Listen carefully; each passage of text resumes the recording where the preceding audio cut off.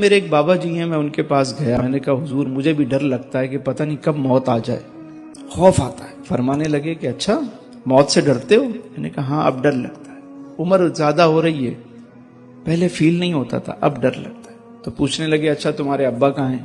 میں نے کہا وہ تو چلے گئے۔ نانا کہاں ہیں؟ میں نے کہا وہ بھی وہاں چلے گئے۔ نانی کہاں ہیں؟ وہ بھی چلے۔ دادا کہاں ہیں؟ وہ بھی چلے گئے۔ دادی کہاں ہیں؟ میں نے کہا خالو کہاں ہیں؟ چاچا کہاں ہیں؟ میں نے کہا سب چلے گئے۔ تایا کہاں ہیں؟ میں نے کہا سب گئے۔ کہنے لگے تو پھر ڈر کس بات کا؟ بھائی تم بھی چلے جاؤ گے تو انہی کے پاس جاؤ گے نا جہاں سارے ہیں، آدھے سے زیادہ خاندان تو وہاں ہیں، اور جو تھوڑا بہت رہ جائے گا وہ بھی پیچھے ایک ایک کر کے آ ہی جائے گا، تو ڈرنا کس بات کا ہے؟ پھر فرمانے لگے اچھا یہ بتاؤ تمہارے بابا کہاں ہیں؟ خواجہ کہاں ہیں؟ میں نے کہا وہ بھی وہیں۔ غوث کہاں ہیں؟ میں نے کہا وہ بھی وہیں ہیں۔ میں نے پھر ڈر کس بات کا؟ پھر ڈر کس بات کا؟ کہنے لگے ایک نسخہ بتاؤں آپ کو؟ میں نے کہا بتائیے۔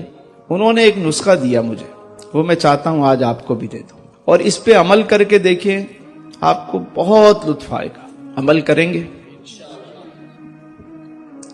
فرمانے لگے بیٹا روز ان کو نا جو چلے گئے دنیا سے ان کو روز ایک تحفہ پیش کر دیا کرو۔ میں نے کہا تحفہ کیسے؟ کہنے کوئی گفٹ بھیجا کرو۔ گفٹ؟ میں نے کہا گفٹ کون سا؟ ٹی سی ایس سے بھیجوں؟ کہاں سے بھیجوں؟ کون لے کے جائے گا؟ کہنے لگے نہیں پتر، روز فاتحہ پڑھ کے نا ان کو ایصال ثواب کر دیا کرو۔ 1 مرتبہ سورہ فاتحہ، 3 مرتبہ سورہ اخلاص، اور کہو یا اللہ اس کا ثواب میں اپنے پیارے آقا صلی اللہ علیہ وسلم، تمام صحابہ کرام، تمام اہل بیت اطہار، جمیع مومنین مومنات، مسلمین مسلمات، اور بالخصوص جو آپ کے والدین ہیں، جو اعزاء اقربا، ان کا نام جو ہے نا اس میں شامل کر لیں کہ بالخصوص اس کا ثواب ان کو پہنچے۔ اب یہ روز ایصال ثواب آپ کرتے رہو۔ تو میں نے کہا اس سے کیا ہوگا؟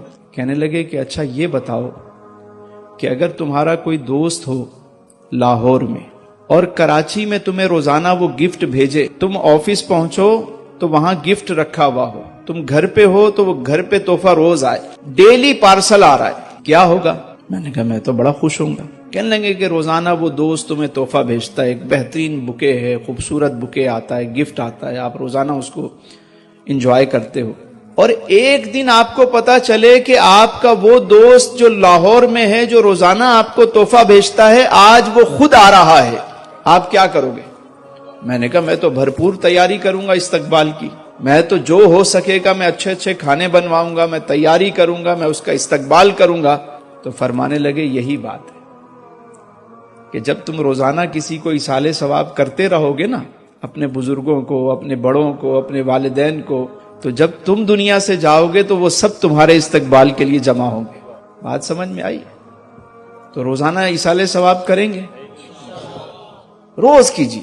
پھر یہ ہوتا ہے کہ جیسے آپ نے شروع کیا اور آپ کو 2-4 نام یاد آ گئے کہ بھئی یہ چلے گئے، ان کو بھی میں ان کا نام لے لیتا ہوں، بالخصوص فلاں فلاں فلاں لے لیا۔ اب آپ کو خبر ملی یار فلاں بندے کا انتقال ہو گیا، وہ بھی آپ کا دوست تھا یا دوست کے والد تھے یا والدہ تھی، اس کا نام بھی اس فہرست میں شامل کر لیں۔ پتا چلا یار فلاں بندے کا نام بھی شامل ہو گیا، وہ بھی چلا گیا، اس کو بھی اس فہرست میں شامل کر دیں۔ آہستہ آہستہ آہستہ آپ کی یہ فہرست بڑی ہونا شروع ہو جائے گی۔ اس کے گھر والے شاید بھول جائیں اس کو، لیکن آپ روزانہ اس کو ایصال ثواب کر رہے ہوں گے۔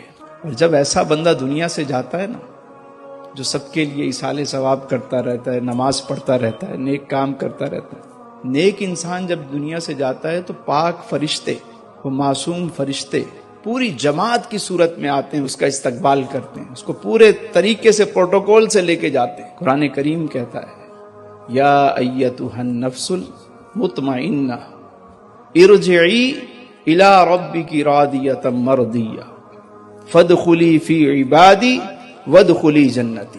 اے پاک روح آجا، باہر آجا، اب چلنے کا ٹائم آ گیا تھا۔ تو بڑے طریقے کے ساتھ اس کو لے کر جاتے ہیں اعلیٰ علیین کی طرف۔ اچھے کام کا ہمیشہ اچھا نتیجہ ہے، موت بھی اچھی ہو جائے گی اور زندگی بھی اچھی ہو جائے گی۔ اللہ تعالیٰ آپ سب کو آسانیاں عطا فرمائے اور آسانیاں تقسیم کرنے کا شرف عطا فرمائے۔